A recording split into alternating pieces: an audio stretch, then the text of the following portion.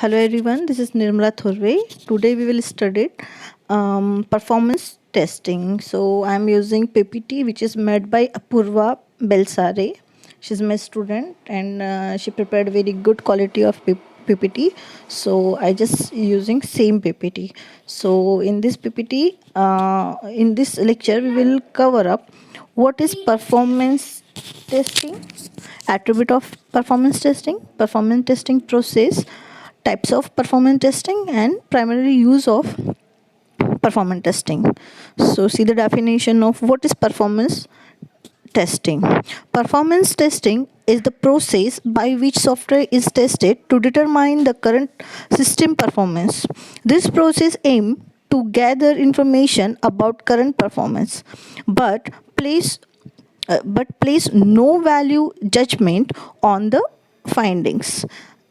We are include some point. Performance testing is non-functional testing itself, and it is also combination of application testing and environmental environment testing. And the system performance, we consider submission models of performance. Means we know that a software is a collection of different module, and we are assembling this all modules as a one unit. So the performance also depend on every model we are combining as a system. So it is also very important because every performance of every model is also contributing in a system performance testing. So now see the attributes of performance testing. So we are including 4 points as the performance testing. First, speed, scalability, stability, and reliability. So what is speed? Does the application response quickly enough for the intent user? So if a particular software is responding very fast, it means it's very responding very quickly, it means what? Its performance is quite good.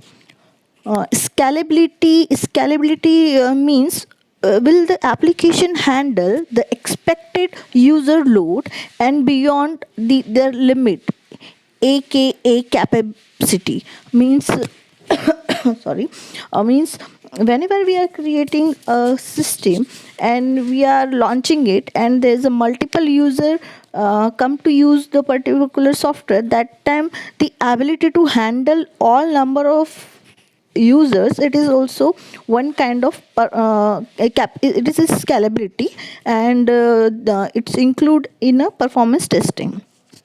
Stability, in is the application stable under expected and unexpected user load? It means when we are creating a software, that time we are taking some number and we are limited our software for that number, but beyond that number can it handle? If it is able to handle it, it means stability is there. And the reliability, are you sure that user will have a positive experience on go live day?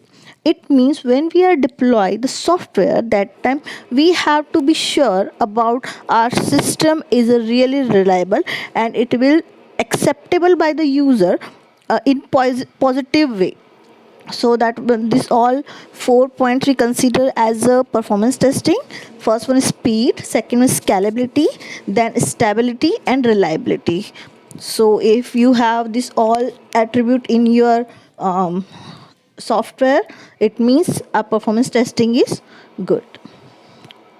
So performance testing process, how we can perform a performance testing. So see the diagram. In this diagram we can identify, first one is record user scenario. User scenario, it means the all possible cases we included in scenario. Then parameterized testing script, means we have to create a input test or we test cases, and according to that we have to perform the testing.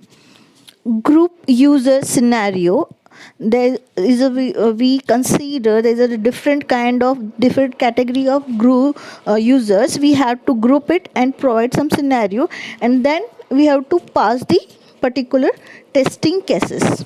Then create load scenario, then how much load our system can be handled. So created load scenario, then simulate and execute load.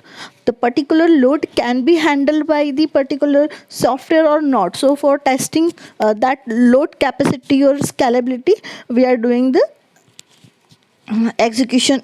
We are just providing simulate and execute load, then analyze test result. Whatever result we are getting after the execution of load, that is the main content. On the basis of that analyzing, we will take a decision. Our system performing well, its performance, the performance testing is up to the standard or up to the mark or not. And last one report will generate, that one is the true output for this testing process. So first we record user scenarios, then parameterized testing scripts, then group users scenario, then create load scenarios, and then simulate and execute load, then analyze testing result, and then report. So this whole process we are including in the performance testing, which is very necessary. On the this all process we include speed, scalability, stability, and reliability. So proceed to the next one. Identify the testing environment. How we can identify a testing environment? Identify the hardware, software, network configuration, and tools available. Also, the testing teams design the tests and identify performance testing challenges earlier. It means when we are performing testing, it should know the output of that. If we are testing something, it's going good or bad, we have to predict the result previously when we are passing a scenario or testing scenario, testing cases. So that is the identify the performance of a system. Performance testing environment options kya kya we include subset of production systems, then subsystem of product system with the few several same specification, then replica of production systems, then actual production systems. Means these all are environment in which we can take up, we can check the performance testing of a software. Then the second one is identify performance matrix. Matrix means which kind of thing we are including here.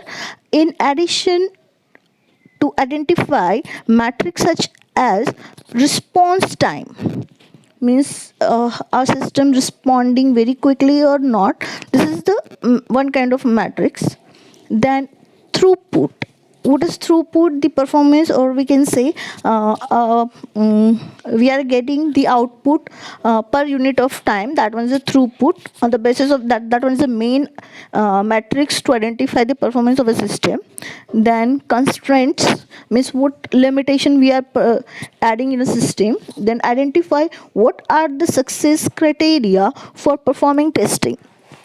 So when we are testing the performance for our system, it should know which is the main metrics for that, means main rubrics for that. So we are including some rubrics. For first one is response time, throughput, and constraint.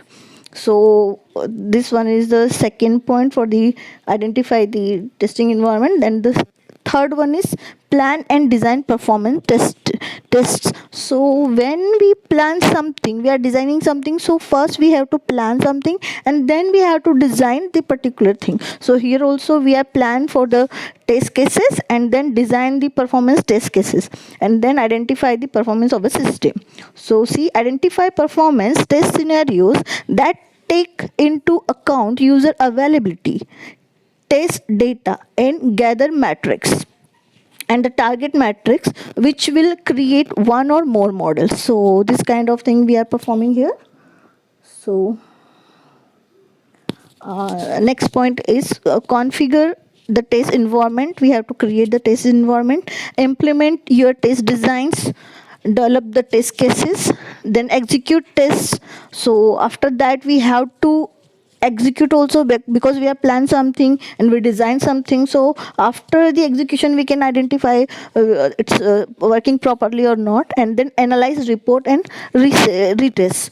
So we have to analyze our system performing well or not, and on the basis of that we have to create a report. And if there is some changes, do we have to manipulate the software, and then again we have to retest it. Then the next one is the types of performance testing. There are many types of testing. First is load testing, then stress testing, then then scalability testing, then volume testing, then Skype testing.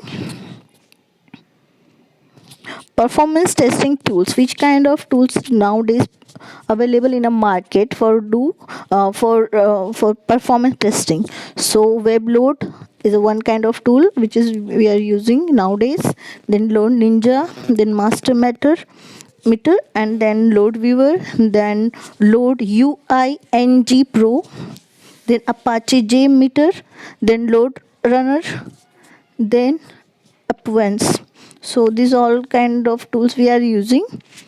The primary use of that is performance testing checks the speed, response time, reliability, use resource uses, scalability of a software program under the expected workload. So according to that we can identify, we can use it to determine the capacity of the existing system, to create benchmarks for future systems, or we can evaluate uh, with the various load and various configurations, and we can identify the limit and advantage of a software. So thank you. I hope you understand what is performance testing.